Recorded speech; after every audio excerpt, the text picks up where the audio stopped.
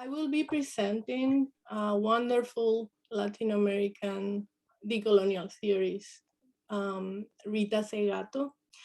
Um, as some of you might know, I'm a Latinx mestiza from Paraguay. Mestiza comes from indigenous Guarani ascendants and a mix of European, Spanish, Italian, as many in Latin America. We have that mestizaje as our identity.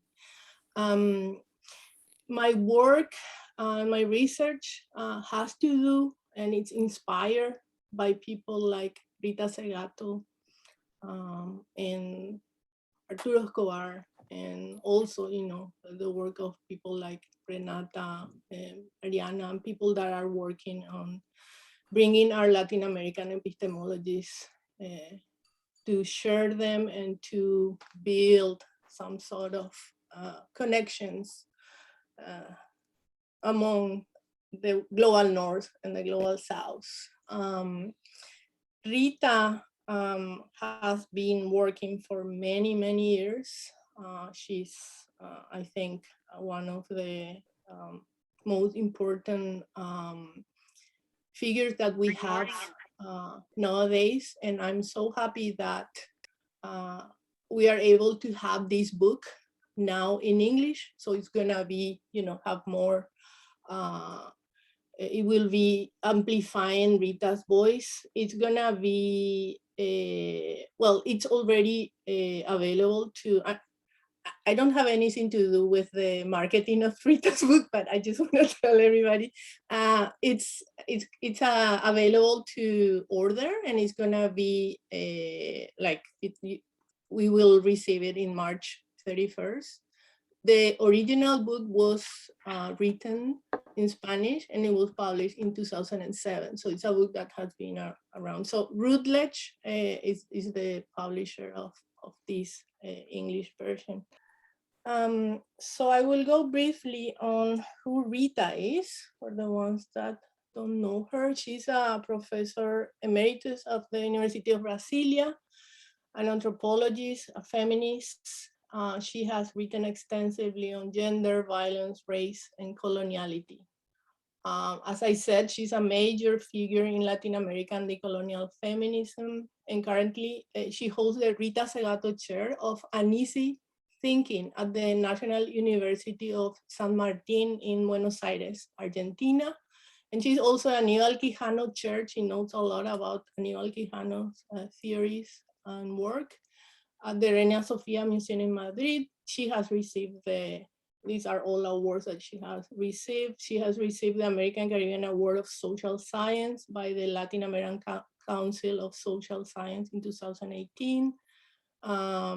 An award for social science of the College of Mexico, and recently the Franz Fanon Award for the Caribbean Association of Philosophers. In this book, Rita begins with an overview of Quijano's conceptual framework, emphasizing the power and richness of his theory and its relevance to a range of fields.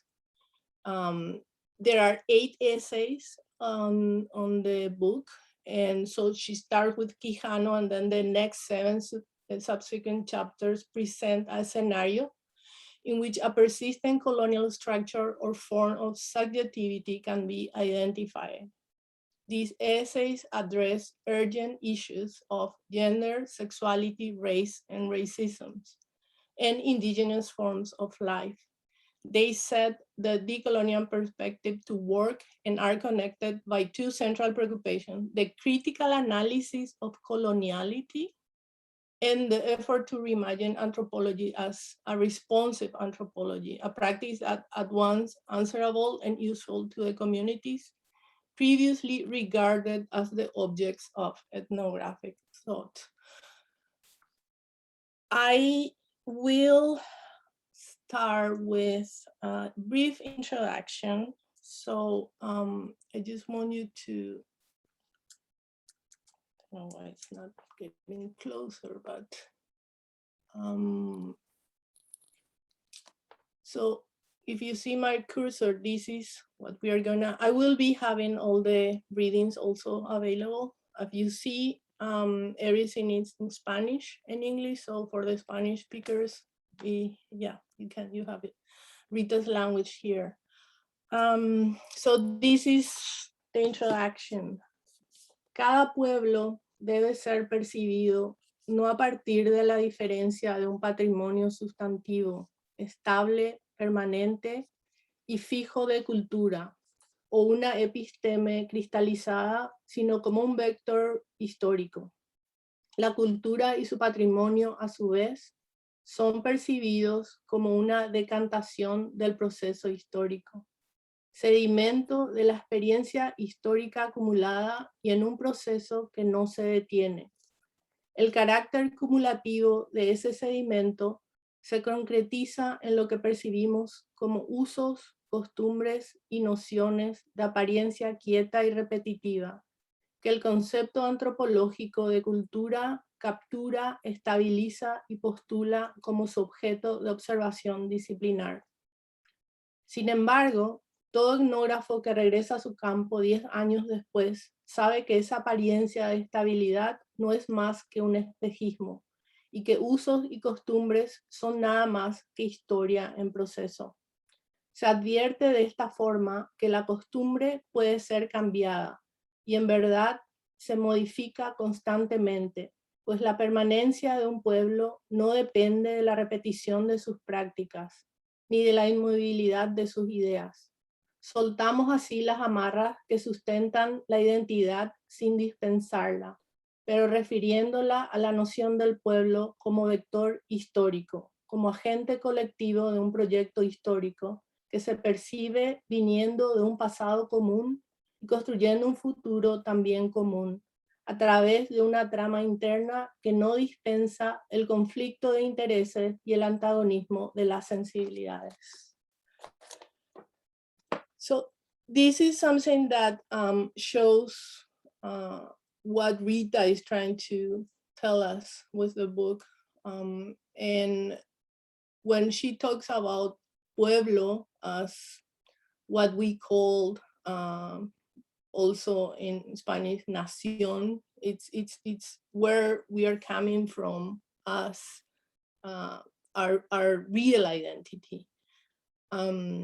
So in the book, we can see that she goes through, as I said before, different specific topics, but bringing in what we have as a notion of coloniality from the Latino American perspective. So I think that what it's important to try to, also learn from what Rita is trying to say is that there's a Latin American decolonial perspective, but that has to do with what we live in the whole world with the colonial experience. So it's again proposing how do we shift from that. So starting here with Anibal Quijano y la perspectiva de la colonialidad del poder, Anibal Quijano and the coloniality of power. I will just start reading this. Anibal Quijano's coloniality of power constitutes a break in social science, and it is situated in the context of the historical changes that the fall of the Berlin Wall and the end of the Cold War meant. This reorientation departs from the polarized antagonism between capitalism and communism and becomes an inspiration for the construction of critical languages and political goals that are presented by diverse societal groups, especially the indigenous and environmentalist movements. The heterogeneity of Latin American society cannot be comprehended between Marxist categories nor liberal, modern, and Republican categories. And even though they speak about Latin American experiences, they present a model to change global thinking perspectives in the world. So that's what, it's all these Latin American decolonial theories bring, and it's something that has to do with more than just a region. I don't know if anybody wants to read as well. We have this little. I could jump in. Okay. Quijano insists in a positive heterogeneity as a model to live in plurality. In Latin America, community solidarity is a reality materialized in indigenous communities, the palenques, and other types of traditional communities.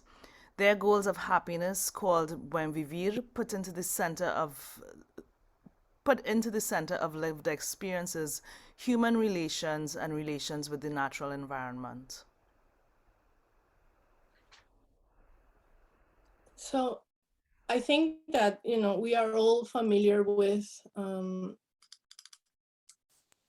what we've heard also from, theorists and wonderful authors like Anibal Escobar, Arturo Escobar, Anibal Quijano, Arturo Escobar, I mix them both. And when they talk about buen vivir, in my Latin Guarani epistemology, Paraguayan Guarani epistemology, we call it tecopona.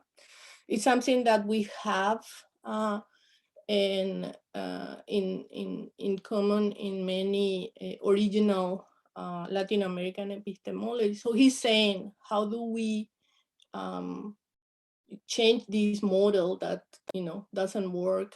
And Rita is saying the same thing. How do we look at what coloniality, the coloniality of power is, and how do we move from there?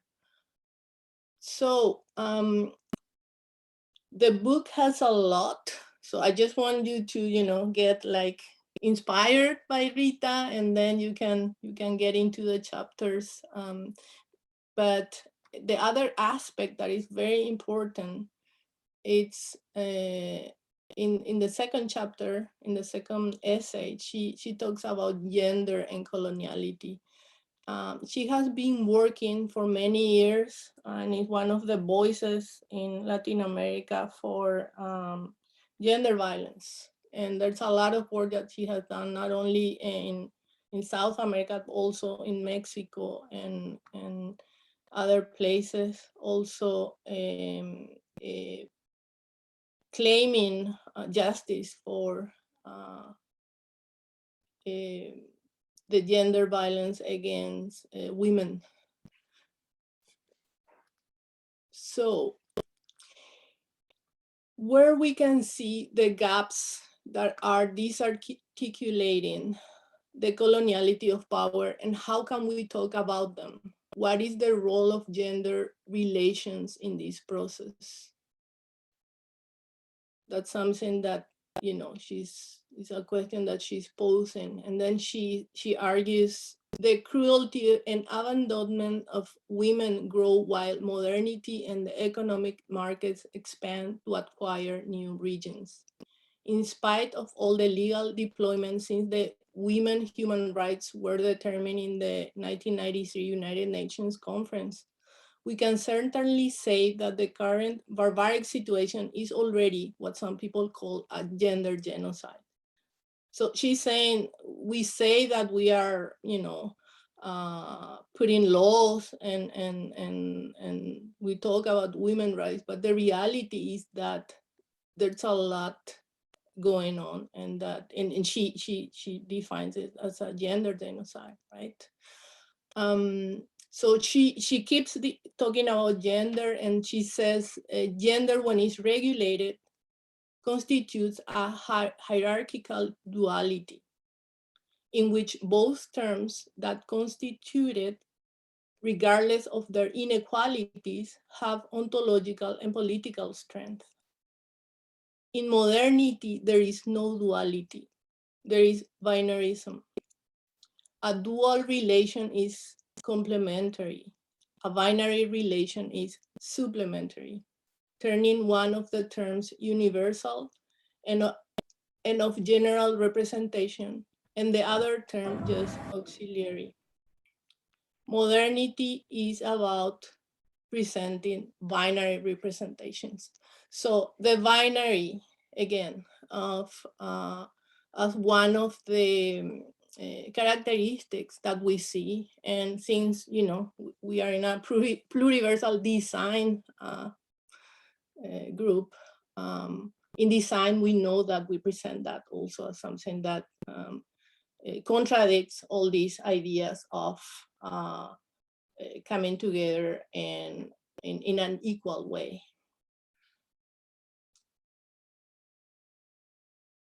So after the long process of European colonization and the establishment of the colonial canons, is it possible to let the state go? When Rita talks about state, she talks about the República, that we call it, like our colonial governments. But we can transfer that to what we say in the global north when we talk about the empire. And when we talk about empire, we talk again about the colonial capitalist modern model that we have, and that it rules our world currently. Does anybody can read this although coloniality paragraph? I can, if you want. Yes. Good. Although coloniality presents a matrix that forms a hierarchical and stable order of the world, this matrix has its own history. This is not only a history that positions the episteme of the coloniality of power and race as organizers. There is also a history of race within that episteme and a history of gender relation within patriarchy. The state then should restitute to the pueblos its historical identity, then should restitute to the pueblos its history, which are appropriated, no, it's fine, which are appropriated by this colonial process and order of colonial modernity. Thank you so much. No problem.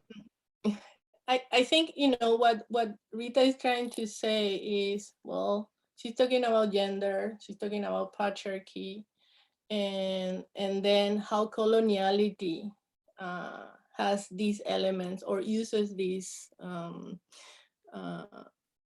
ways of power over the pueblos, over peoples, and how history, and that's when we are gonna get into the next theme, how history was deleted or was erased in order to build this system.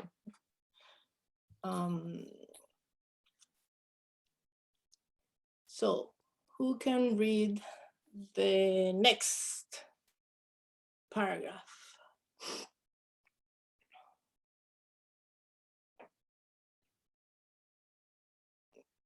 No? I'll read it again if you don't mind. Okay, perfect. We also shall remember that there are between worlds which exist and are related to the mestizaje. These worlds go either way, to one side or the other. There is a between world of mestizaje that acts as whitening, ideologically sequestering non-white blood in its whiteness, co-opting and diluting Black and indigenous blood into the whitened continent. There is also an opposite between world that we can call the world of blackening, the mix of white blood to non-white blood. This sits in a collaborating, this sits in a process of reconstruction of indigenous and Afro-American inheritance, collaborating in a process of demographic reconstitution. Both propositions are merely ideological because their biology is the same. They clearly correspond to opposite historical projects. In a second project, Mestizaje starts to investigate non-white blood through white blood, starting to resurface as the emergence of pueblos that the continent is now whitening.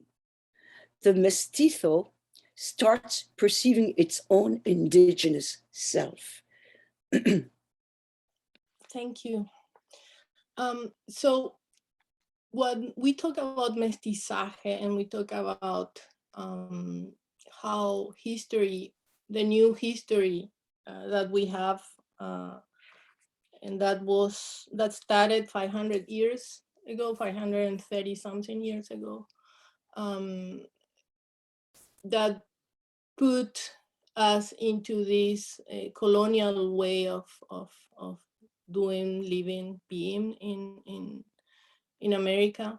The mestizo, because of its indigenous or African inheritance, has in its own identity the unearthed knowledge of an indigenous or an African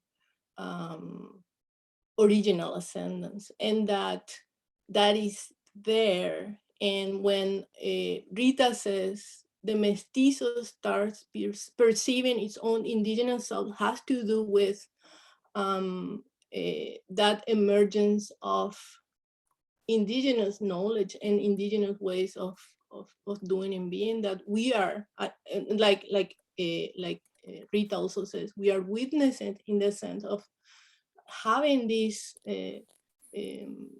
and I think we are living it now, this movement of acknowledging our original epistemologies, and that idea that we were told of being mestizos because we are of European ascendance is not real. That it has, mestizaje has to do with our original epistemologies, and that we relate to our land and to our continent coming from those identities. And so Rita takes us through a journey of saying, well, what is coloniality? How gender sits in coloniality, patriarchy, and if we spend time reading the book, you and we can't today, right? But you will see how she gets into detail, and especially she made such a great study of what gender is, and she's really a real feminist, and how patriarchy also works in our social structures.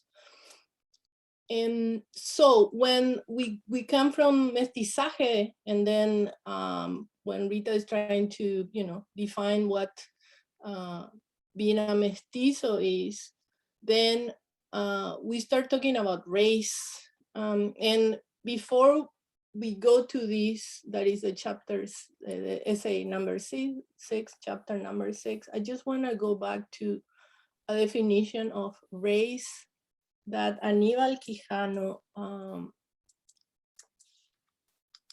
yes, good, there, explains, I think very clearly. Anibal Quijano has shown that racism is not xenophobia, it is not ethnicity, but something from a different order. It is because race is the result of the biologization of inequities in the realm of coloniality, modernity. What we've heard also from people like Kimberly Crenshaw, race is a social construct, something that was invented and created, and that we came along to believe somehow. So Let's talk about race. Los cauces profundos de la raza latinoamericana. The deep rivers of the Latin American race, a rereading of mestizaje. So, mestizaje, which she said it's as, you know, presented by colonialism as an ethnocide, is utilized to suppress memories and to cancel original genealogies, in which the strategic value for the elites is shown now inverted to find on the non-white mestizo face the traces and possibilities of ties to a latent past that was intended to nullify. The uncertainty of a face, generically non-white, the mestizo face, and that sometimes is also white, and we must acknowledge that as well. That changes in our geographies, but that stands out every time we cross a border. This phase can guide us in the reconstitution of entire pueblos, in the restoration of original knowledges and forgotten solutions in a world where the economy and the justice invented by modernity and managed by a colonizer state are not viable anymore. So what Rita is trying to say is that if we start acknowledging our identity, our mestizo identity, and again, she's talking about non-white, but she's not talking about color. She's talking about our epistemology, what is the actual history that we embrace. And she's saying that getting into that kind of knowledge, we can go away from our system that is not viable, and that we see that because of that we are having so many bad things happening to our world. So then Rita poses, she poses a lot of questions in the book, which is great, because then it's like you start like answering and then you read what she argues, right? But she says, so mestizaje, what race is that? So she says, certainly one that suffered the biggest expropriation, the theft of its memory. Because mestizaje, crisol de razas, trípode da razas, cadinho se. So that's, she lives in Brazil, and you know, and she says that she's also, you know, Brazilian, Argentina. So mestizaje as a race is race in a melting pot. It's a forced ethnocide and cancellation of memories.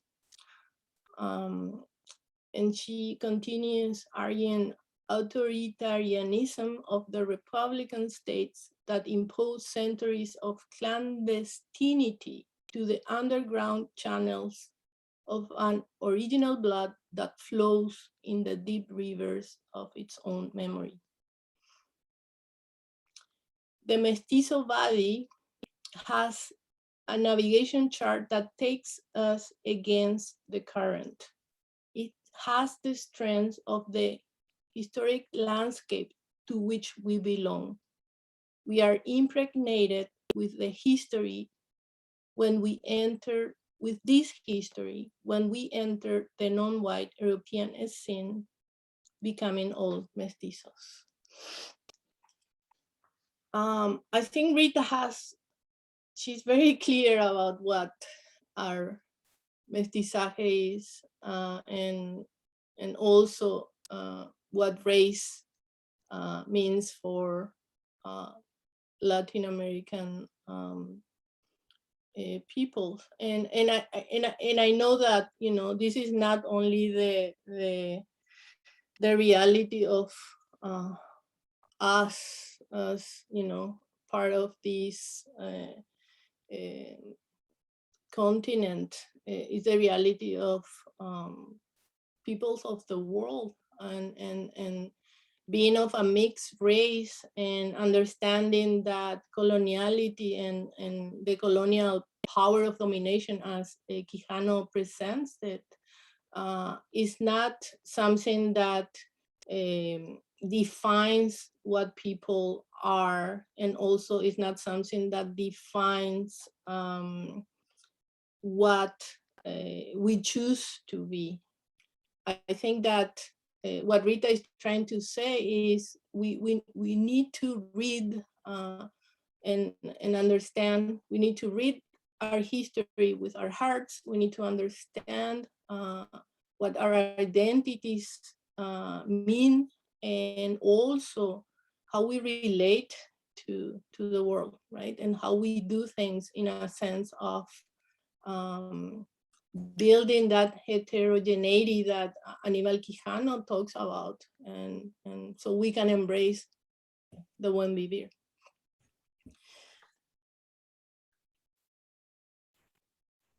So what we did, and I just want to also give space to people to talk. If you want to say something, we'll just, how's everybody doing? I know we have a lot of Latinos here as well. And I know that, you know, sometimes, and it's something that I always say, it's very easy to build these binaries and talk about white people and brown people and black people, and I'm brown, but there's a lot of people that they look different like me, and they are white, but share the same identity. And that's the thing. What is when we talk about race as a social construct, the meaning of the definition of color that we have also is a social construct, I believe. And the last chapter, or I think Juan yes. raised his hand. Okay, yes. Yeah. Thank Okay, you, sorry, Renate. I don't. No, Yes. no worries, it's fine. Thank you, Patty, for presenting this really interesting author. Actually, I just have been thinking as you were reading these passages that in my case, for instance, being a scholar in Peru and Peruvian, of course, I always I'm facing this kind of context of diversity in Peru, and of course it extends to Latin America and other parts of the world. And something I find really interesting when thinking about that is that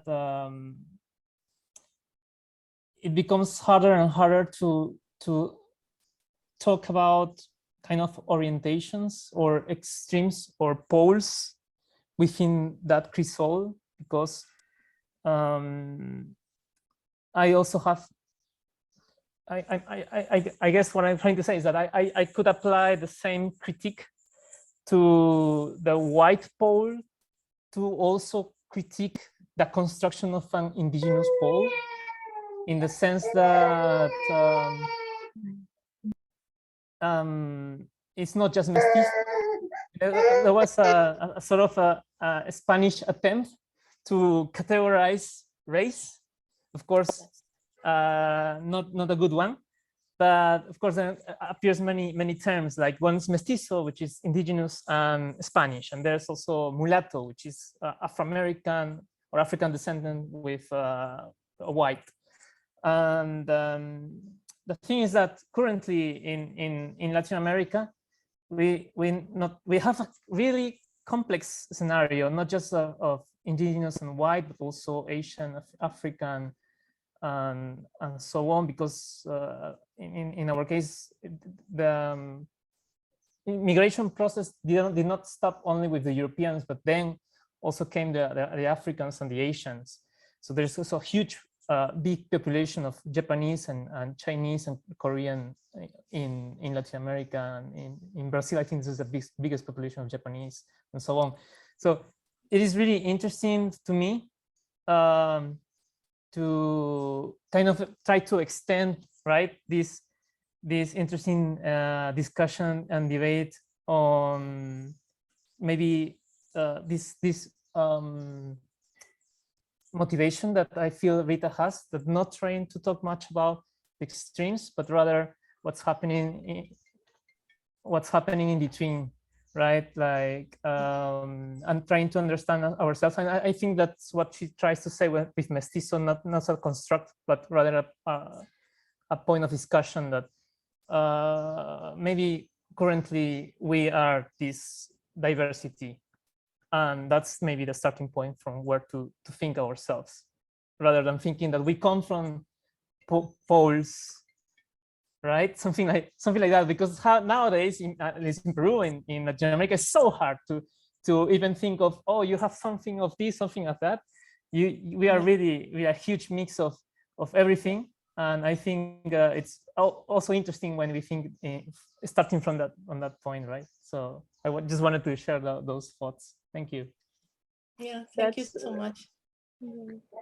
Just following Juan, if I may, is that's something that I wonder about a lot. In the last session, there was a very nice comment from Rita about this interculturality and how we can consider race nowadays, and that this complexity that is not, the pure thing that we imagine. Sometimes the reality is different, the interconnections as well, the cultural interconnections. And another thing that I wonder a lot about is that how these cultures were killed somehow when we talk about indigenous cultures, because I myself, I am mixed. I have indigenous origins as well, but no one told me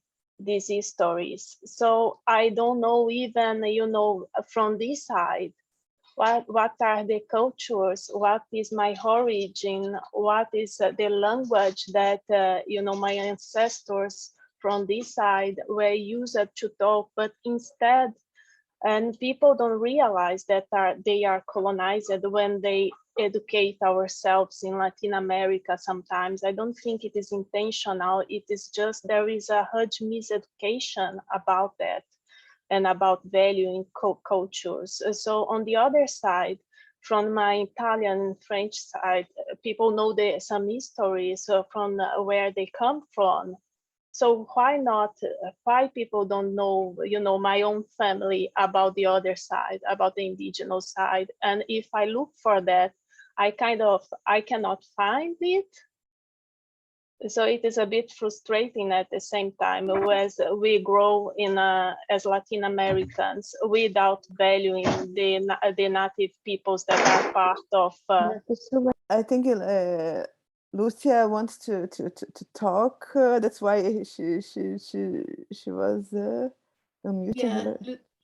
Lucia, Lucia, are you there? Oh no. Okay, so that's it. Okay.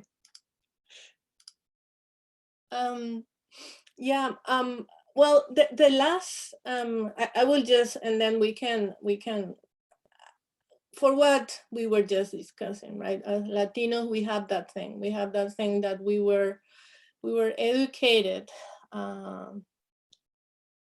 telling us that we were just one thing, and that we should forget the other part of our reality, as we are mestizo, it's a mixed race. And because of that, we have that also. It's the thing about what Rita was saying.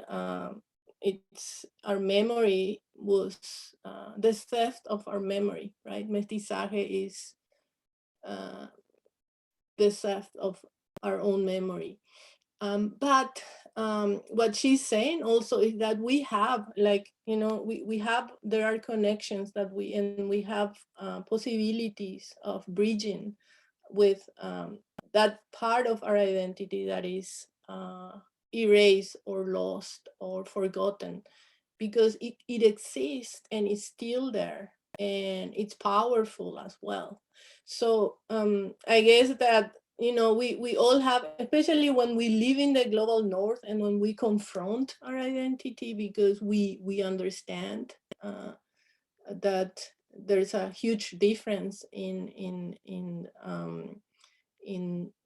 how we are seen even, right? And so I guess that what I take from Rita's book, even though there's so much other things that, you know, we can take from it, is that we need to look at what that mestizaje means for us as Latin Americans, and how we build from it in a positive way, and how we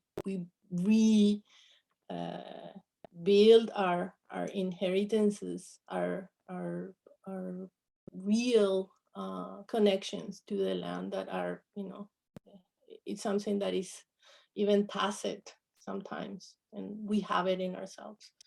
The last chapter is brechas decoloniales para una universidad nuestroamericana, so towards a university for our America. We might remember always that she's talking in the context of Latin America, and she's speaking from a Latin American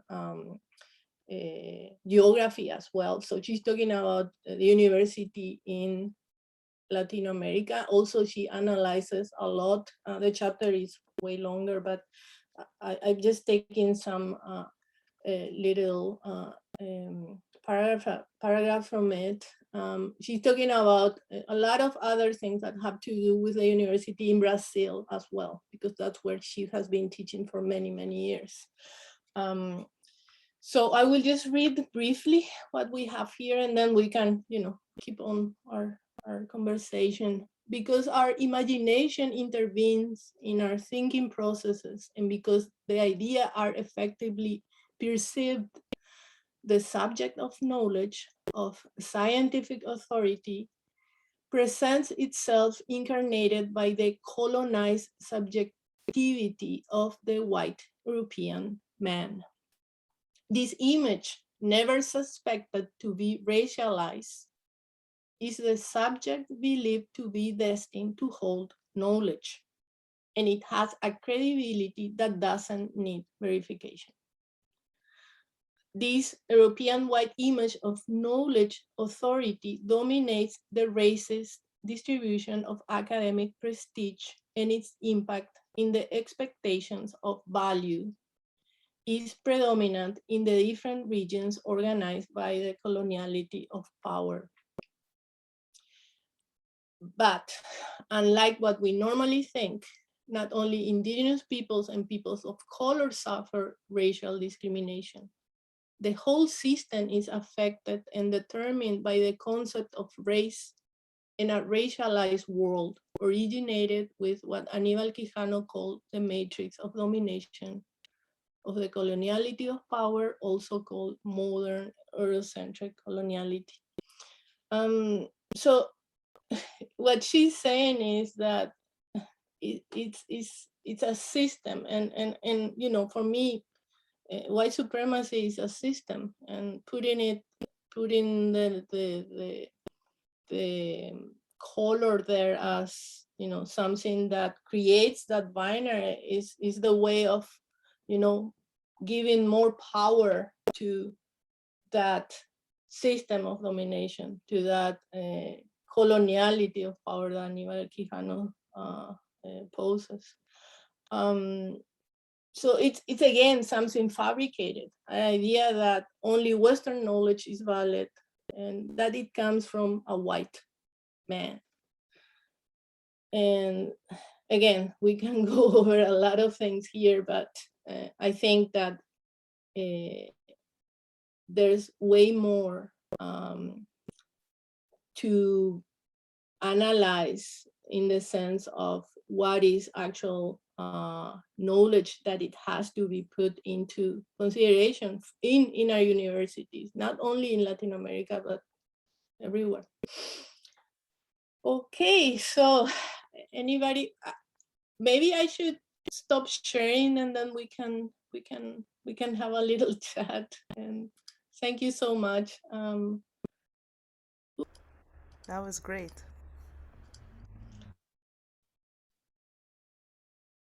Yeah, thank you for the overview. That's cool. That's very cool. So, Pachi, and it's not available yet in English, is it? It's March 31st is coming out. Like I ordered it already in November, I think. So you can order. Amazon has it. I'm like the marketing person here. You'll get your commission. And Routledge, yeah, I will. Well, I have to ask Rita for some credit. Now, yeah, it's there. It's there. Yeah, it's there.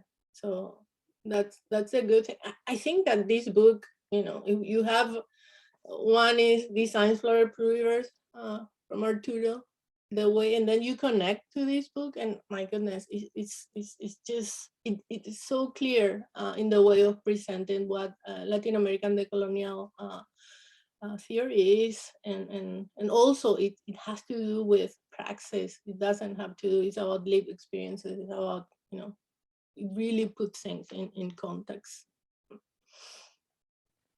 She's a woman, so we're just like yeah, I didn't want to say that again because I have to respect all the wonderful men in our room, but yeah. No, but just a different way of. I don't think this is disrespectful. I just think that it's it's like a different perspective. So just women tend to write in a way that is more like lived experience. Not everyone, but usually. Yeah, yeah, it's true. It's true. Thank you so much, everybody. I hope, you know, I hope you will get the book. And yeah, and I think Rita is fantastic. I mean, there's so many. I've been listening to some, you know, presentations that she did. There's a lot online, and yeah, and she's amazing. I mean, she's very honest. She's very, like, you know, also she talks from her heart. And thank you, Juan. And I think that it's wonderful that we have her. Like, she's around. Is there anything else that she has written that you recommend? Yeah, there's one that is called, let me check, Leslie, the name of her books about let me just get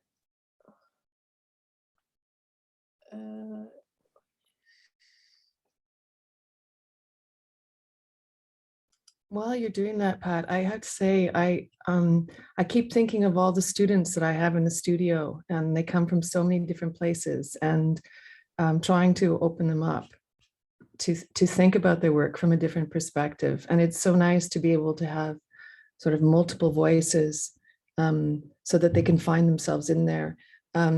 Even, and I mean, I'm talking about the design studio, so we're making, but it's all the whole piece of like lived experience. And when it's people from, you know, from everywhere, all over the world, and of many different experiences. It's, I hope, yeah, I'm looking forward to reading it, but I'm also, you know, I'm puzzling my way through trying to think of how to pull a thread into, you know, an undergrad studio for third years.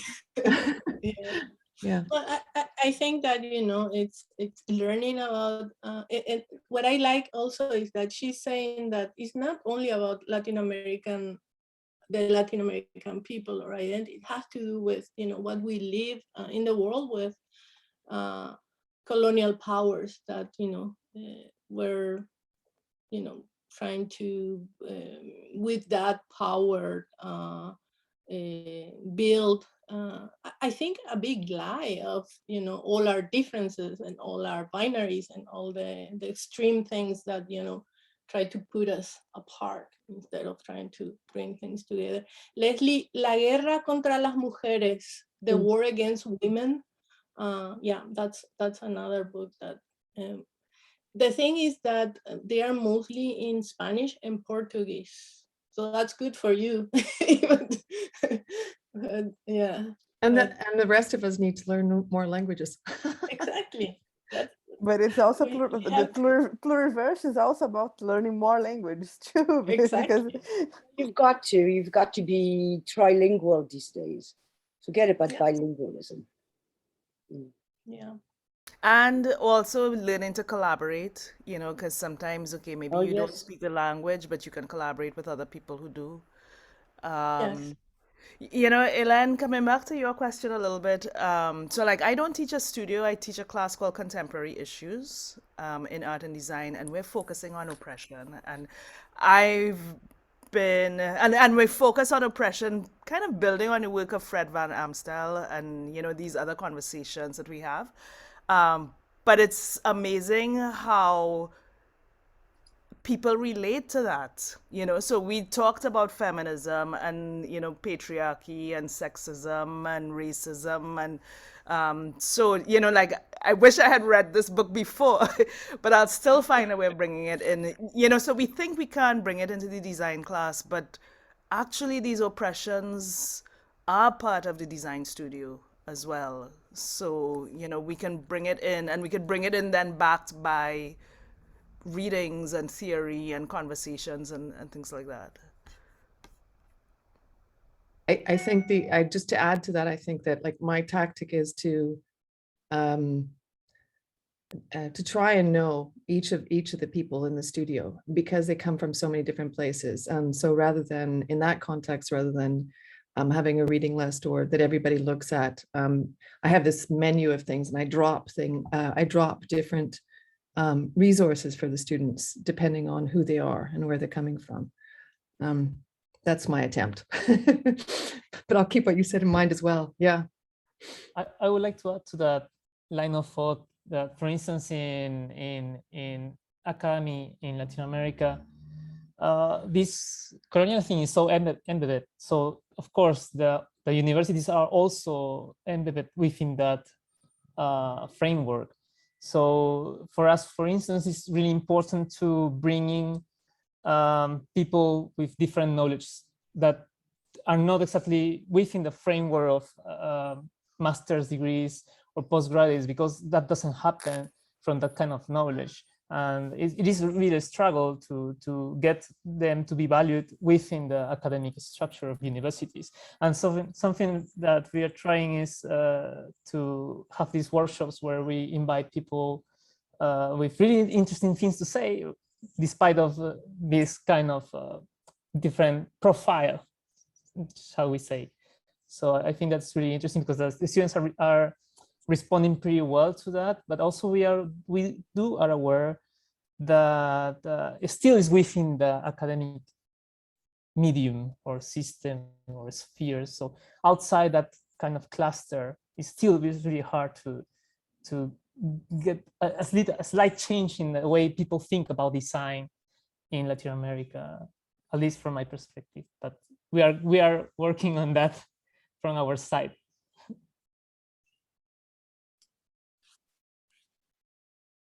Thank So we you. have 3 more minutes, just one last intervention. One last. Yeah. Thank you so much, everybody. Again, Renata, Leslie, this is an amazing space. I think it's, you know, we all feel comfortable from wherever we are from. And I think that's the beauty of it as well. It was a pleasure, and yeah,